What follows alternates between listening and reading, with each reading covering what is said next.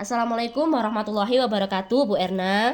Waalaikumsalam warahmatullahi wabarakatuh. Ada apa Bu Intan? Kok tumben? Iya, Bu Erna. Sebelumnya gimana kabarnya, Bu Erna? Alhamdulillah baik. Saya bersama keluarga baik-baik saja. Bagaimana dengan Bu Intan? Saya juga sehat, Bu. Jadi begini, Bu Erna. Tujuan saya ke sini hari ini ingin melakukan wawancara kepada Bu Erna selaku kepala sekolah dari TK PGRI 4 Donomulyo. Monggo, wawancara apa yang diperlukan? Kalau saya bisa bantu, akan saya bantu. Begini Bu, jadi wawancara ini nanti untuk memenuhi tugas saya dalam program Guru Penggerak terkait proses pengambilan keputusan berdasarkan nilai-nilai kebajikan sebagai seorang kepala sekolah. Iya Bu Intan, nanti akan saya jawab berdasarkan pengalaman dan analisis saya selaku kepala sekolah. Ya, saya mulai untuk pertanyaan yang pertama ya Bu. Jadi selama ini bagaimana Ibu selaku kepala sekolah dapat mengidentifikasi kasus-kasus yang ada di sekolah itu termasuk dilema etika atau bujukan moral? Kalau untuk mengidentifikasi kasus apakah termasuk dilema etika, biasanya kasus tersebut mengandung dua pilihan yang sama-sama benar dan sama-sama dilema jika tidak diputuskan kebijakannya. Jadi dilema etika itu terjadi ketika ibu itu menghadapi kasus yang pilihannya itu ada dua tapi sama-sama berat gitu ya Bu ya, sama-sama benar kalau mau diputuskan. Jadi ibu merasa bingung dan dilema untuk menentukan pilihan begitu ya. Mungkin untuk akhir-akhir ini Bu, ibu bisa menceritakan satu kasus yang membuat ibu merasa ini itu adalah dilema etika. Oh iya Bintan, saya pada PPDB tahun ajaran 2024-2025 ini mempunyai kasus yang amat sangat berat bagi saya. Karena kasus tersebut adalah kasus yang bersangkutan dengan anak didik, yaitu kasus yang di TK kami ada anak yang mau mendaftar sekolah di sini dan anak tersebut mempunyai berkebutuhan khusus atau tidak sama dengan teman-temannya. Karena dari kasus tersebut kami atau saya sebagai kepala sekolah mempunyai dilema yang sangat berat bagi saya, yaitu jika kami akan menerima anak tersebut sebagai siswa kami. Yang pertama, kami tidak mempunyai guru khusus di bidang anak berkebutuhan tersebut. Dan yang kedua, jika kami menerima, belum tentu wali murid atau anak-anak yang lain mau menerimanya.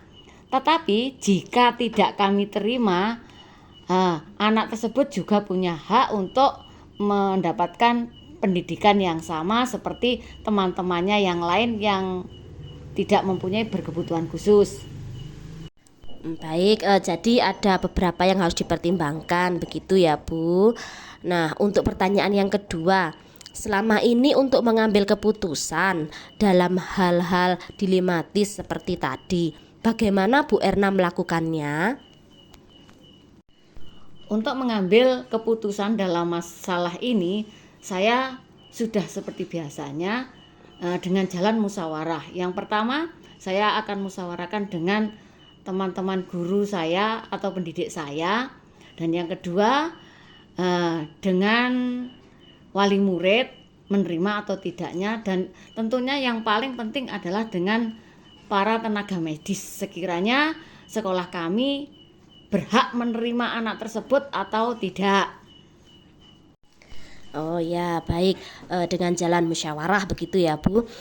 Jadi pertanyaannya selanjutnya Bu Erna, langkah-langkah apa yang biasa Ibu lakukan dalam mengambil keputusan itu Bu? Begini Bu Intan ya, kita dalam mengambil keputusan tentunya tidak boleh tergesa-gesa. Kita harus menimbang dan memilah-milah keputusan yang akan kita ambil. Bagaimana kedepannya nanti buat anak-anak kita, anak-anak yang berkebutuhan khusus tersebut, tentunya kita harus memusyawarahkan dengan berbagai pihak supaya kedepannya tidak ada yang dirugikan, baik sekolahan maupun anak tersebut. Ya, jadi intinya tidak ada pihak yang dirugikan begitu. Menurut Ibu, apa yang paling efektif untuk mengambil keputusan dalam menghadapi kasus dilema etika? Cara yang paling efektif yaitu dengan cara berkomunikasi, baik itu dengan wali murid, dengan guru-guru yang ada sebagai pendidik kita, maupun dengan yayasan sebagai pelindung kita. Jadi intinya komunikasi begitu ya Bu. Nah, hal-hal apa saja sih Bu yang selama ini menjadi tantangan ketika Ibu mengambil suatu keputusan yang dilema etika tadi? Tantangan itu sudah pasti ada Bu Itan. Setiap permasalahan atau setiap tahun ajaran pasti kita mempunyai tantangan. Untuk kali ini tantangan yang amat sangat saya hadapi yaitu komplain dari wali murid yang lain yang anaknya tidak memiliki kebutuhan khusus. Yang kedua, karena kami tidak mempunyai guru khusus bagi anak yang memiliki kebutuhan khusus tersebut. Terus yang selanjutnya